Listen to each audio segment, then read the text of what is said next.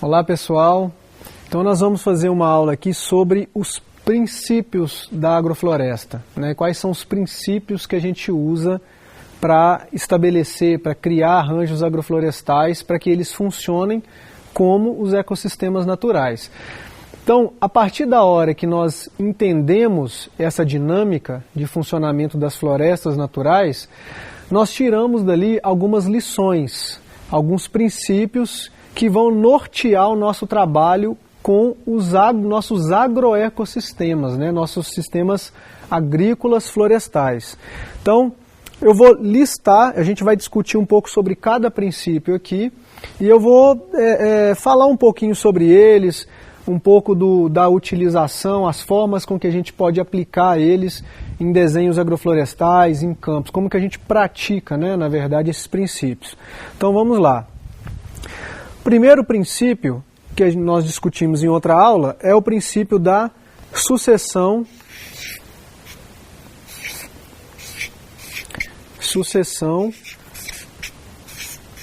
natural.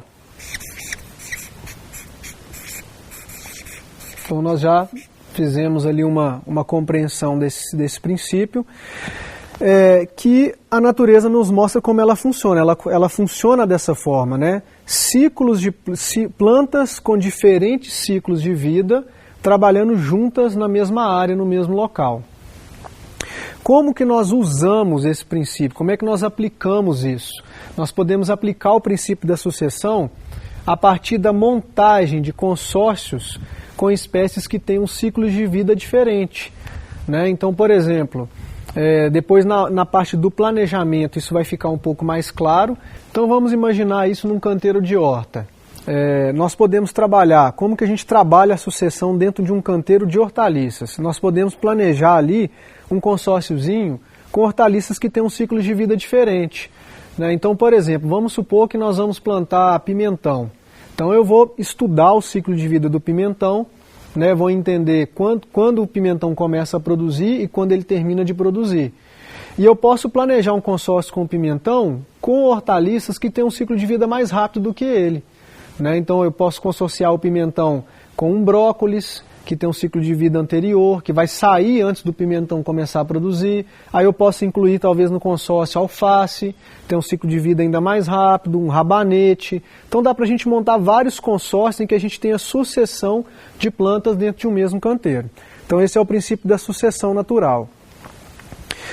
Um outro princípio é o princípio da diversidade.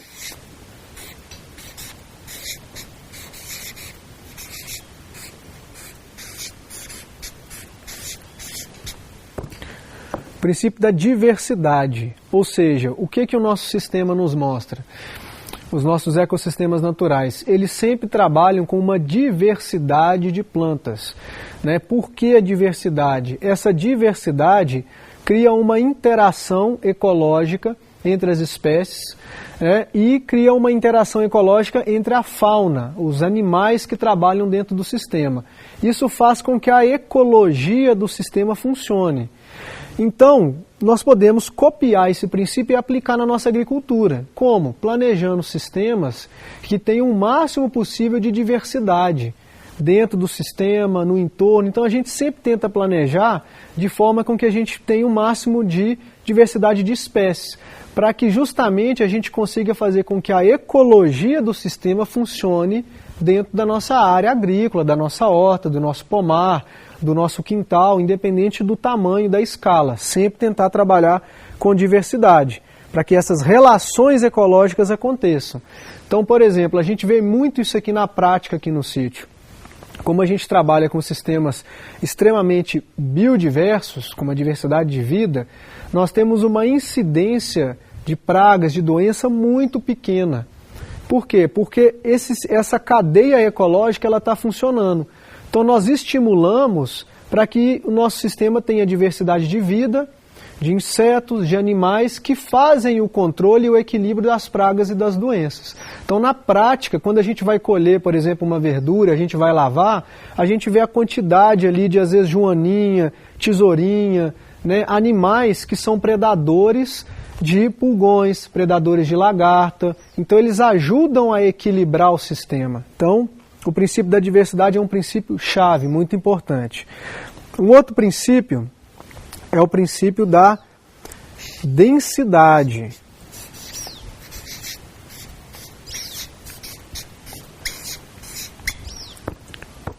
O que é o princípio da densidade?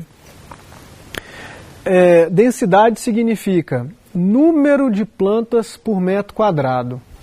Ou seja, quanto mais densidade de espécies eu tiver por metro quadrado, melhor vai ser o funcionamento do sistema. Né? Então, como que o ecossistema funciona? Quando a gente imagina uma área se regenerando naturalmente, quando as espécies começam a aparecer, elas não aparecem de forma isolada. Elas aparecem num conjunto de espécies, crescendo numa densidade, né, no mesmo local.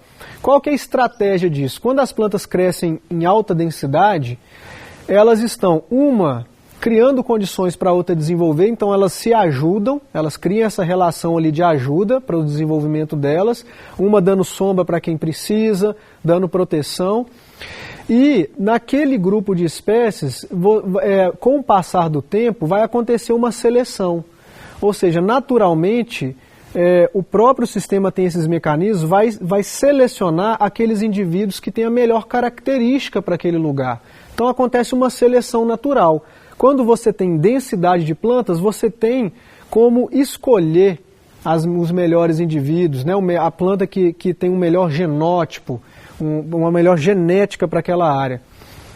Então, dando um exemplo, por exemplo, que acontece na floresta. Imagina que você entra numa área de floresta natural e aí você encontra lá um jatobá, né? Uma árvore de jatobá adulta, lá com seus 20, 30 metros de altura. Para aquele jatobá chegar a ser adulto, quantos jatobás tiveram que nascer para que aquele jatobá conseguisse, né, ganhar a competição entre os seus irmãos e chegar a ser uma planta adulta? Nascem milhares de jatobás. Ou seja, a mãe daquele jatobá, na verdade, ela dispersou milhares de sementes de jatobás e aí, naturalmente, algumas sementes não vão germinar, né, porque caíram num local não adequado, algum animal às vezes comeu alguma semente. Daquelas milhares, algumas centenas vão germinar, produzindo centenas de jatobás. Só que cada jatobá, ele tem uma característica genética diferente um do outro. Então, com o passar dos anos, eles vão crescendo, vão disputando, né, por espaço. Só o melhor jatobá, aquele que tem a melhor característica para aquele lugar, para aquela condição de solo, de relevo, de exposição de luz, né, de consórcio de espécies que estão ali em torno, aquele melhor jatobá, que tem a melhor característica genética, é que vai conseguir chegar a ser adulto. Todos os outros jatobás vão contribuir para que aquele jatobá chegue a ficar adulto. Ou seja, contribuir fornecendo nutrientes, gerando matéria orgânica. Então é assim que a natureza funciona, né? E é assim que nós devemos trabalhar também, tentar fazer plantios que tenham o máximo possível de densidade de plantas por metro quadrado. E aí, para fazer isso, nós podemos usar a estratégia que é plantar utilizando sementes, que é uma das vantagens de se trabalhar com sementes, que nós podemos fazer um plantio com a maior densidade de plantas, né? Diferente quando a gente vai trabalhar com muda.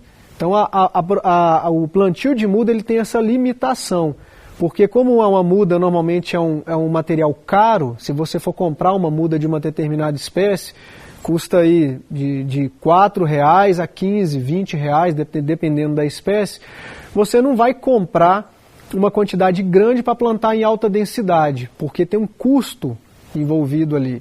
Então, normalmente a gente compra muda e já planta mais ou menos num espaçamento definitivo. O plantio de semente não, nós podemos plantar direto, em alta densidade, para nascer uma densidade grande de plântulas, e aí, com o passar do tempo, a partir do nosso manejo, nós vamos selecionar aqueles melhores indivíduos. Então você tem o privilégio de escolher as melhores plantas para aquele determinado cultivo, para aquela área que você está trabalhando. Então esse é o princípio da densidade. Um outro princípio muito importante é a matéria orgânica.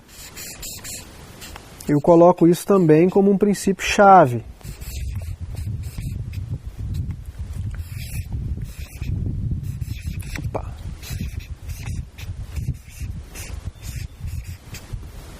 Matéria orgânica. Bom, matéria orgânica, material orgânico, ele está ligado a uma condição física, química e biológica do solo. Então a matéria orgânica é que vai garantir realmente que você tem um solo com todas as características essenciais para um bom desenvolvimento das plantas, né? Então é muito importante sempre pensar num fornecimento de matéria orgânica para o solo. E a matéria orgânica também trabalha como um elemento de proteção do solo. É ela que protege realmente o solo do impacto da água da chuva, do sol, do vento. Então ela que vai proteger o solo para que o solo funcione, para que tenha vida no solo trabalhando. Como que a gente usa a matéria orgânica? Nós podemos planejar de preferência sistemas agroflorestais que produzam a própria matéria orgânica, então isso pode ser uma estratégia do meu sistema. Eu já vou incluir ali determinadas espécies que têm um potencial em produzir material orgânico, né, para o sistema. Assim como, dependendo do sistema, eu posso trazer esse material orgânico de fora.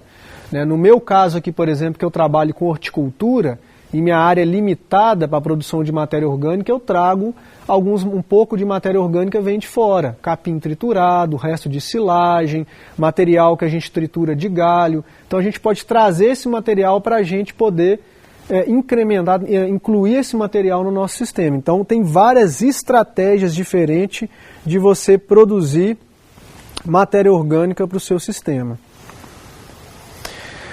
Um outro princípio também muito importante é o princípio da estratificação.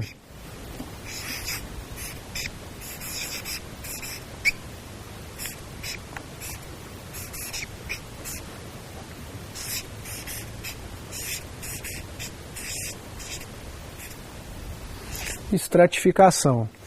Bom, a estratificação é um princípio que nós vamos abordar em outra aula, de forma um pouco mais sistematizada, mas basicamente a estratificação é a divisão dos sistemas em andares diferentes, né? Então você consegue colocar numa mesma área, criar uma arquitetura para que você tenha plantas que vão ocupar andares diferentes, de acordo com a característica da espécie, né? Em questão de luz, de sombreamento, de altura, de porte de planta. Então é uma forma, uma arquitetura florestal. A gente vai ver em outra aula melhor. E o último princípio que eu coloco aqui seria o princípio do manejo, que é o princípio que realmente representa a inclusão, né, do ser humano dentro do ecossistema, atuando em forma do manejo. O que é o manejo? O manejo é que vai fazer com que todos esses outros princípios aconteçam. O manejo é que faz com que o sistema se dinamize. Você vai manejar acelerando uma sucessão de alguma determinada espécie, você vai manejar incluindo ou tirando diversidade, selecionando as plantas que você plantou em alta densidade, você que vai fazer essa seleção, quais são aquelas espécies que você quer que continuem no sistema, que você tem interesse, ou seja, você vai direcionar o sistema para aquilo que você quer. A partir do manejo você vai colocar matéria orgânica no solo, através da poda, do corte do material, a organização daquilo, se você vai triturar ou não.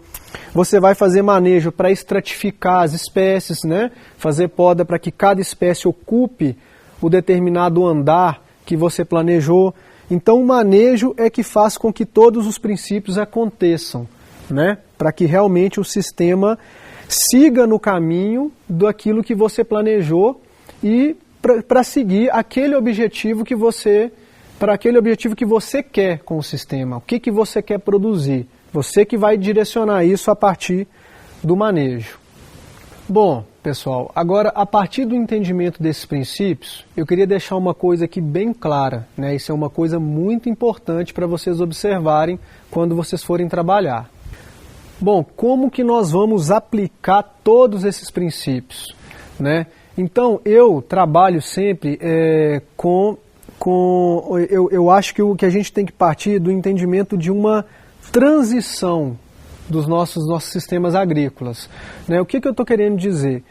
Não necessariamente, quando você vai trabalhar com um agricultor, quando você vai aplicar isso, você vai conseguir aplicar todos esses princípios já de imediato no seu sistema agrícola, no seu pomar, na sua horta, no seu quintal, né? Então, não necessariamente, porque senão você começa a dificultar demais. Fala, poxa, mas como é que eu vou planejar, como é que eu vou aplicar isso tudo de uma vez na minha horta, no meu pomar que eu já tenho, né? Então, eu sugiro que a gente vá por parte, vamos por transição. Então, vamos pegar um princípio desse e vamos tentar trabalhar em cima dele, né? Eu vou dar um exemplo. Por exemplo, vamos supor que você tem uma horta, você já trabalha lá com uma horta, já tem seu sistema de cultivo, tem lá um canteiro de alface, e aí você vai aplicar o princípio da matéria orgânica. Falou, opa, importante o princípio da matéria orgânica. Eu vou tentar arrumar alguma matéria orgânica, alguma fonte de matéria orgânica para cobrir o meu canteiro. Aí vou conseguir um material, vou picar um capim, vou conseguir uma grama ali do meu quintal, não sei de onde vai vir esse material, e vou fazer uma cobertura daquele canteiro. Só de você aplicar um princípio, você já vai ver a quantidade de melhoria que você vai ter no seu sistema de cultivo. Só de você cobrir o canteiro, né? Se você cobrir, você já vai proteger o solo da chuva ou da irrigação, então você já vai ter uma terra mais macia, que vai compactar menos, né? Você já vai conservar mais água, mais umidade no seu canteiro, então você já vai precisar de irrigar menos, gastar menos água, menos horas de trabalho molhando planta, já vai te dar uma liberdade, né, para você fazer outras atividades, que você não vai ter que irrigar a horta 2, 3 vezes por dia. Você já vai conservar mais temperatura, então você já vai ter um solo com a temperatura mais equilibrada. Só para vocês terem uma ideia, se o solo não tem cobertura, nas horas quentes do dia, a temperatura do solo pode chegar a mais de 40 graus. Se você coloca uma boa cobertura de material orgânico, você vai manter a temperatura do solo aí perto dos 24, 25 graus, que é a temperatura ideal para o desenvolvimento da raiz das plantas, da microvida do solo.